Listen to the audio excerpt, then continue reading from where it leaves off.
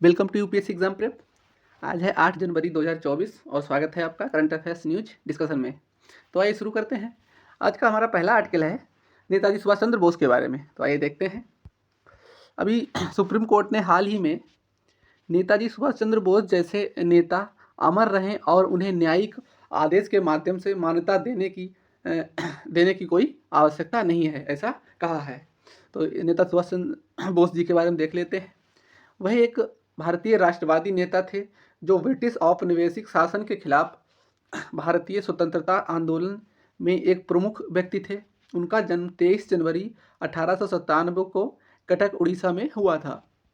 1920 में उन्होंने सिविल सेवा परीक्षा उत्तीर्ण की, लेकिन अप्रैल 1921 में भारत में राष्ट्रवादी उथल पुथल के बारे में सुनने के बाद उन्होंने अपने पद से इस्तीफा दे दिया। इसके बाद बोस भारतीय राष्ट्रीय कांग्रेस में शामिल हो गए और भारतीय स्वतंत्रता आंदोलन में सक्रिय रूप से भाग लेने लगे। बोस ने सबसे पहले बंगाल में CR दास के साथ काम किया, जिनके मार्गदर्शन में वे आगे बढ़े। वह महात्मा गांधी, जवाहरलाल नेहरू के करीबी और सहयोगी थे। बोस लगातार 2 बार भारतीय राष्ट्रीय कांग्रेस के अध्यक्ष भी चुने गए, लेकिन महात्मा गांधी के साथ वैचारिक संघर्ष के बाद उन्होंने पद से इस्तीफा दे दिया। 1939 में उन्होंने फॉरवर्ड ब्लॉक नामक एक संगठन का गठन किया, जिसका उद्देश्य भारत में सभी ब्रिटिश विरोधी ताकतों को एकजुट करना था।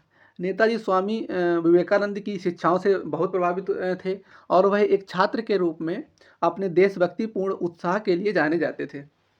द्वितीय विश्व युद्ध की शुरुआत जब हुई तब वे भारत में से भाग गए और भारत में ब्रिटिश पर हमला करने के लिए उद्देश्य से उन्होंने गठबंधन की तलाश में सोवियत संघ, जर्मनी और जापान की यात्राएं की। जापान की सहायता से उन्होंने ब्रिटिश सेनाओं के खिलाफ मलाया, सिंगापुर, दक्षिण पूर्व एशिया के अन्य हिस्सों में भारतीय युद्धबंदियों और जो बागान श्रमिक होते थे उनको गठित करके भारतीय राष्ट्रीय सेना को पुनर्गठित किया और बाद में इसका नेतृत्व किया। जापानी मौद्रिक, राजनीतिक, कूटनीतिक और सैन्य सहायता के साथ उन्होंने निर्वासन में आज़ाद हिंद सरकार का गठन किया और फिर वह संगठित होकर इम्फाल और बर्मा में सहयोगियों के खिलाफ लड़ाई में भारतीय राष्ट्रीय सेना का नेतृत्व भी करने लगे। ऐसा माना जाता है कि 18 अगस्त 1945 को ताइवान के ऊपर एक विमान दुर्घटना में उनकी मृत्यु हो गई। उनकी मृत्यु की सटीक परिस्थितियां अभी भी रहस्य और विवाद में डूबी हुई है। हमारा अगला आर्टिकल है ईगल नेस्ट वन्यजीव अभ्यारण्य के बारे में। तो आइए देख लेते हैं ईगल नेस्ट वन्यजीव अभ्यारण्य के बारे में। तो बेंगलुरु में भारतीय विज्ञान संस्थान के शोधकर्ताओं ने पाया है कि ईगल नेस्ट वन्यजीव अभ्यारण्य बढ़ते तापमान के कारण कई पक्षी प्रजातियों ने वहाँ पर उच्च ऊंचाई पर स्थानांतरित करना शुरू कर दिया है। यह अरुणाचल प्रदेश के पश्चिम कामेंग जिले में हिमालय की तलहटी में भारत का एक संरक्षित क्षेत्र है और यह उत्तर पूर्व में सेसा ऑर्किड अभ्यारण्य और पूर्व में कामेंग नदी के पाखुई बाघ अभ्यारण्य को जोड़ता है। ये पाखुई बाघ अभ्यारण्य है, इसको यूपीएससी ने 2019 में पूछा था, इसलिए इस तरह से क्वेश्चन आते हैं। ये पूर्वी हिमालय के जैव विविधता हॉटस्पॉट में स्थित है और 500 से अधिक पक्षी प्रजातियों का यहाँ पर आवास भी है। यहाँ कई ऊंची पर्वतमालाएं 500 मीटर यानी 1640 फीट से 3250 मीटर यानी 10,663 फीट की ऊंचाई तक यहाँ पर मिलती हैं। ये कामेंग हाथी अभ्यारण्य का भी एक हिस्सा है और यहाँ पर प्रजातियों की असाधारण विविधता, संख्या और पहुँच के कारण यहाँ पर एक प्रमुख पक्षी विहार स्थल के रूप में भी उल्लेखनीय है। ये इसका नाम भारतीय सेना के रेड ईगल डिवीजन से लिया गया है, जो 1950 के दशक में इस क्षेत्र में तैनात था। वनस्पतियों में यहाँ पर समशीतोष्ण मेघवन एक विस्तृत ऊंचाई वाले क्षेत्र में घने बांस के टुकड़े और चौड़ी पत्ती वाले सदाबहार वन के साथ मिश्रित हैं, जिसमें उच्च ऊंचाई वाले जो शंकुधारी वन और रेडोडेंड्रॉन पाए जाते हैं। जीव जंतुओं में कैप्ट लंगूर, बंगाल टाइगर, एशियाई हाथी, लाल पांडा, एशियाई काला भालू और अरुणाचल प्रदेशी मकाक और गौर यहाँ पर पाए जाते हैं। ये लोकेशन देख लेते हैं तो ये अरुणाचल प्रदेश का मैप है और ये अरुणाचल प्रदेश का पूरा मैप है, ये इस तरह से। उसके बाद में इसमें ये है ईगल नेस्ट वन्यजीव अभ्यारण्य वाइल्ड लाइफ सेंचुरी, ये वाली यहाँ पे है लोकेटेड है। ये तो आसाम लग जाता है। तो लोकेशन देख लियो। आइए अगला आर्टिकल देख लेते हैं। अगला आर्टिकल है बोबिल्ली बीड़ा के बारे में देखते हैं। तो बोबिल्ली बीड़ा है ये। अब आइए इसके बारे में देखते हैं। बोबिल्ली बीड़ा की सबसे लंबे समय से प्रसिद्धि के बावजूद भी कारीगरों की आजीविका को जनता द्वारा मांग में कमी और सरकार से आवश्यक संरक्षण के कारण चुनौतियों का सामना करना पड़ रहा है। तो इसके बोबिल्ली बीड़ा के बारे में देख लेते हैं। यह बोबिल्ली बीड़ा एक पारंपरिक सरस्वती बीड़ा है जो बेहतरीन धुन और विशिष्ट नोट के लिए प्रसिद्ध है। ये कर्नाटक संगीत में उपयोग किया जाने वाला एक बड़े तार वाला वाद्य यंत्र है। इस बीड़ा का निर्माण 17वीं शताब्दी में बोबिल्ली संथानम के राजा पेद्दा रायडू के शासनकाल के दौरान हुआ था, जो संगीत के महान संरक्षक थे। तो इसकी बोबिल्ली बीड़ा की विशेषताएं देख लेते हैं। इस बीड़ा को बोबिल्ली जो आंध्र प्रदेश के एक शहर गोलापल्ली में जैकवुड पेड़ के लट्ठों से बड़ी मेहनत से तैयार किया गया है। यह लकड़ी के एक लट्ठे को एक बेहतरीन संगीत वाद्ययंत्र बनाने में लगभग पूरा 1 महीना लग जाता है और इसमें निर्माण हेतु जैकवुड को प्राथमिकता दी जाती है, क्योंकि ये हल्का होता है और इसकी लकड़ी का एक अनोखा दाना स्वर या टोन की गुणवत्ता का प्रदान करता है। इस वाद्य यंत्र को बनाने के लिए लकड़ी के एक टुकड़े का उपयोग किया जाता है जिसे एकंडी बीड़ा नाम दिया गया है। ये बीड़ाएं शरीर पर उकेरी गई उत्कृष्ट डिजाइनों के लिए भी उल्लेखनीय है, जो प्रत्येक टुकड़े को विशिष्ट बनाती हैं। 17वीं शताब्दी की शुरुआत के साथ ही इस बीड़ा को एक विशिष्ट शैली से बजाया जाता है और जिसके कारण इसे बोबिल्ली बीड़ा संप्रदाय का सिक्का भी चला है वहाँ पे। इसका अद्वितीय डिजाइन और उच्च गुणवत्ता वाले शिल्प कौशल के लिए 2012 में इसको भौगोलिक संकेतक भी दिया जा चुका है, यानी बोबिल्ली बीड़ा को जीआई टैग 2012 में दिया जा चुका है, ध्यान रखना। हमारा अगला आर्टिकल है प्रोजेक्ट वीर गाथा के बारे में। तो आइए देखते हैं। अभी गणतंत्र दिवस समारोह के हिस्से के रूप में प्रोजेक्ट वीर गाथा के तीसरे संस्करण को अखिल भारतीय स्तर पर जबरदस्त प्रक्रिया मिली है। तो आइए देखते हैं प्रोजेक्ट वीर गाथा के बारे में।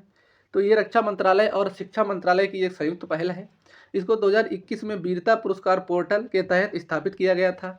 इसका उद्देश्य छात्रों के बीच वीरता पुरस्कार विजेताओं की बहादुरी के कृत्यों और बहादुर दिलों की जीवन कहानियों का विवरण प्रसारित करना है, ताकि देशभक्ति की भावना को बढ़ाया जा सके और उसमें नागरिक चेतना के मूल्यों को स्थापित किया जा सके।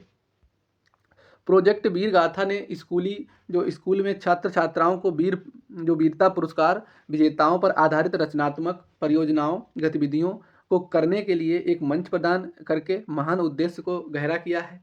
इसके एक भाग के रूप में छात्रों की ने वीरता पुरस्कार विजेताओं पर कला, कविता, निबंध और मल्टीमीडिया जैसे विभिन्न मीडिया के माध्यम से विभिन्न परियोजनाएं तैयार की हैं और उसमें सर्वश्रेष्ठ परियोजनाओं को रक्षा मंत्रालय और शिक्षा मंत्रालय द्वारा राष्ट्रीय स्तर पर सम्मानित किया जाता है।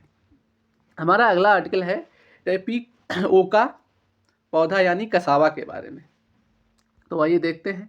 अभी हाल ही में ICAR ने केंद्रीय कंद फसल अनुसंधान संस्थान ने इडुक्की में एक खेत में 13 गायों की मौत की घटना के मद्देनज़र जानवरों को कसावा के कुछ हिस्सों को खिलाने का एक सलाह जारी की है। तो टेपिओका पौधे के बारे में देख लेते हैं, कसावा के बारे में। ये तमिलनाडु में लगभग 3 लाख हेक्टेयर में खेती की जाने वाली एक प्रमुख बागानी फसल है, जिससे 60 लाख टन फसल का उत्पादन होता है। इसकी कृषि संपूर्ण उष्णकटिबंधीय विश्व में कंद युक्त जड़ों हेतु की जाती है, जिससे कसावा का आटा, ब्रेड, टैपिओका और कपड़े धोने का स्टार्च और मादक पेय पदार्थ प्राप्त होता है। जलवायु परिस्थितियाँ इसके लिए कैसी होनी चाहिए, जो कसावा की मतलब इसको उगाने के लिए? तो मिट्टी कोई भी अच्छी जल निकासी वाली मिट्टी होनी चाहिए, जिसमें अधिमानतः लाल लैटेराइट और दोमट मिट्टी ज़्यादा इसके लिए सुटेबल होती है।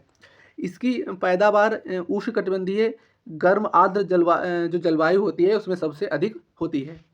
वर्षा इसको 100 सेंटीमीटर से अधिक की अच्छी तरह से वितरित होने वाली वर्षा चाहिए होती है। इस फसल की खेती 1000 मीटर की ऊंचाई तक की जा सकती है, मतलब ज़मीन से 1000 ऊंचाई की। कसावा टेपियोका के सभी भागों, पत्तियों, तना, कंद और छिलकों में साइनो जो जेनिक ग्लूकोसाइड्स नामक एक यौगिक होता है, अर्थात लिनामारिन और लोटास्ट्रेलिन के अंतर्गत एंजाइम लिनामारेज द्वारा एसीटोन साइनोहाइड्रिन में हाइड्रोलाइज्ड होते हैं और वह स्वतः टूट और मुक्त हाइड्रोजन साइनाइड में मुक्त कर देते हैं। ये दोनों एसीटोन साइनोहाइड्रिन और मुक्त साइनाइड जो साइनाइड जैसे जहरीले होते हैं। इनकी पत्तियों में जड़ों की तुलना में लगभग 10 गुना अधिक मात्रा में सीएनजी होती है। कसावा की पत्तियों में सीएनजी की मात्रा पत्तियों जो की उम्र बढ़ने के साथ कम होती जाती है और इसके छिलके में खाने योग्य भागों की तुलना में साइनो ग्लूकोसाइड की मात्रा 10 से 30 गुना अधिक हो जाती है। कुचले हुए जो छिलके और या पत्तियों में कुचलने के बाद या उचित रूप से सुखाने के बिना खिलाने से जानवरों में साइनाइड विषाक्तता का खतरा अधिक होता है। हमारा अगला आर्टिकल है सोहराई पेंटिंग के बारे में। तो आइए देखते हैं सोहराई पेंटिंग के बारे में। ये बंगाल के एक गांव ने नए साल की शुरुआत में प्राचीन स्वदेशी कला यानी सोहराई पेंटिंग पर कार्यशाला का आयोजन के साथ अपना नया साल मनाया है। तो इस तरह से दीवारों पर मतलब सोहराई पेंटिंग बनाई जाती है, आप देख सकते हैं। अब इसके बारे में देख लेते हैं कि ये एक स्वदेशी भित्ति कला है, इसको भित्ति कला बोलते हैं। ये जानना भी दिलचस्प है कि सोहराई शब्द सोरो से आया है, जिसका अनुवाद छड़ी के साथ गाड़ी चलाना होता है। ये कला के रूप में मेसो ताम्र पाषाण काल जो 9000 से 5000 ईसा पूर्व का है। इसके बड़क गांव हजारीबाग क्षेत्र में उत्खनन से प्राप्त इसको शैलाश्रय में शैल चित्र बिल्कुल पारंपरिक सोहराई चित्रकला के समान है। ये सामान्यतः ब्रह्मांड के प्राकृतिक तत्वों पर आधारित है। इसमें जंगल, नदियाँ और जानवर और अन्य इसमें शामिल होते हैं। इसमें नदियाँ, जंगल, जानवर इसमें इसके चित्र बनाए जाते हैं। ये पेंटिंग आदिवासी महिलाओं द्वारा लकड़ी का कोयला, मिट्टी या मिट्टी जैसे प्राकृतिक पदार्थों का उपयोग करके बनाई जाती है। सोहराई कला का सबसे आदिम रूप गुफा चित्रों के रूप में था। इसका अभ्यास स्वदेशी समुदायों द्वारा विशेष रूप से झारखंड, बिहार, उड़ीसा और पश्चिम बंगाल में राज्यों में ये बनाई जाती है। इस कला के लिए जीआई टैग झारखंड में हजारीबाग क्षेत्र को प्राप्त हुआ है और ये कुर्मी, संथाल, मुंडा, उरांव, अगरिया, घटवाल जनजातियों की महिलाओं की कला है। सोहराई पेंटिंग अपने जीवंत रंगों, जटिल पैटर्न और प्रतीकात्मक रूपांकनों के लिए विशिष्ट है। प्रत्येक वर्ष कटाई के मौसम और सर्दियों के आगमन को चिन्हित करते हुए सोहराई त्यौहार आयोजित किया जाता है।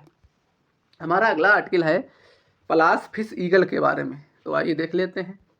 अभी 10 वर्षों के बाद चिल्का वन्यजीव अभयारण्य द्वारा की गई पक्षी गणना के दौरान पलाश फिश ईगल को चिल्का में देखा गया है।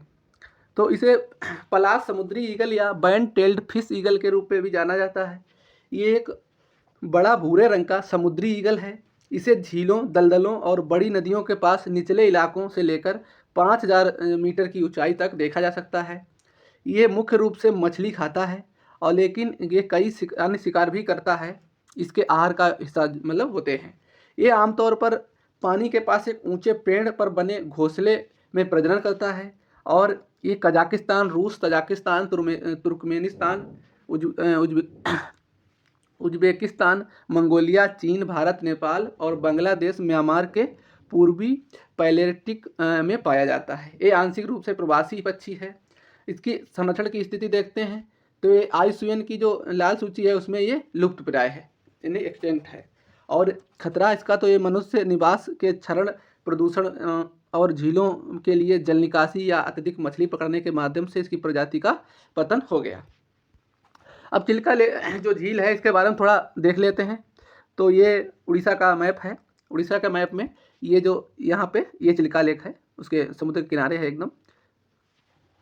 तो आप लोकेशन आपने देख ली चिल्का लेक की, ये पूरा उड़ीसा का मैप है, उसमें यहाँ पे चिल्का लेक है। अब आइए देखते हैं इसके बारे में।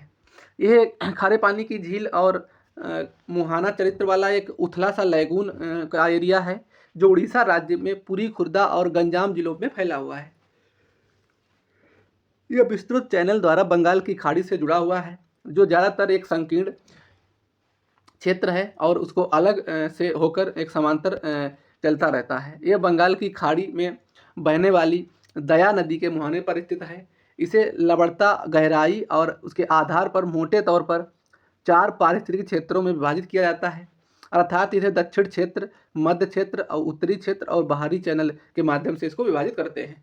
ये भारतीय उपमहाद्वीप में कहीं भी पाए जाने वाले प्रवासी पक्षियों के लिए सबसे बड़ा शीतकालीन आश्रय स्थल है। झील के भीतर नालाबंद द्वीप को वन्यजीव संरक्षण अधिनियम 1972 के तहत एक पक्षी अभयारण्य के रूप में सूचित किया गया है। 1981 में चिल्का झील को रामसर कन्वेंशन के तहत एक अंतर्राष्ट्रीय महत्व की पहली भारतीय आर्द्रभूमि नामित किया गया था। हमारा अगला आर्टिकल है प्लाज्मा तरंगों के बारे में। तो आइए देख लेते हैं प्लाज्मा वेव्स के बारे में। अभी वैज्ञानिकों ने नवीन नैरो बैंड और ब्रॉड बैंड विशेषताओं के साथ मंगल ग्रह के ऊपर वायुमंडल में उच्च आवृत्ति प्लाज्मा तरंगों के अस्तित्व का पता लगाया है, जो मंगल ग्रह के प्लाज्मा वातावरण में प्लाज्मा प्रक्रियाओं को समझने में मदद कर सकते हैं। तो इसके बारे में देख लेते हैं प्लाज्मा वेव्स के बारे में। ये तरंगें अक्सर पृथ्वी के मैग्नेटोस्फीयर और पृथ्वी के चारों ओर एक चुंबकीय क्षेत्र गुहा में देखी जाती हैं। ये सामान्य तौर पर प्लाज्मा तरंगों को विद्युत और चुंबकीय क्षेत्रों का अवलोकन करते समय उनके पैमाने के उतार चढ़ाव के रूप में पहचाना जाता है। ये प्लाज्मा तरंगें पृथ्वी के मैग्नेटोस्फीयर के में अवशोषित कणों के ऊर्जावान कण परिवहन में महत्वपूर्ण भूमिका निभाती हैं। कुछ प्लाज्मा तरंगें जैसे कि विद्युत चुंबकीय आयन साइक्लोट्रॉन तरंगें पृथ्वी के विकिरण बेल्ट के लिए एक सफाई एजेंट के रूप में कार्य करती हैं, जो हमारे उपग्रह के लिए खतरनाक हैं। ये परिदृश्य में को जानकर शोधकर्ता मंगल जैसे अचुंबकीय ग्रहों के आसपास विभिन्न प्लाज्मा तरंगों के अस्तित्व को समझने के लिए उत्सुक हैं। मंगल ग्रह में कोई आंतरिक चुंबकीय क्षेत्र नहीं है, इसलिए सूर्य से आने वाली जो भी उच्च गति वाली सौर ऊर्जा है वह हवा प्रवाह में बाधा की तरह सीधे मंगल के वायुमंडल के साथ संपर्क में आ जाती हैं। तो इसमें वैज्ञानिकों ने प्रमुख टिप्पणी क्या करी है? वैज्ञानिकों ने नासा के मंगल वायुमंडल और बाष्पीशील विकास मिशन अंतरिक्ष यान से उच्च रेजोल्यूशन विद्युत क्षेत्र डेटा का उपयोग करके मंगल ग्रह के प्लाज्मा वातावरण में उच्च आवृत्ति प्लाज्मा तरंगों के अस्तित्व की जांच की है। ये तरंगें या तो इलेक्ट्रॉन दोलन हो सकती हैं या जो पृष्ठभूमि चुंबकीय क्षेत्र यानी लैंगमुइर तरंगे के समांतर भी फैलती हैं, या इलेक्ट्रॉन दोलन हो सकती हैं जो मंगल के मैग्नेटो शीत क्षेत्र में पृष्ठभूमि चुंबकीय क्षेत्र ऊपरी हाइब्रिड प्रकार की तरंगें के लंबवत फैलती हों।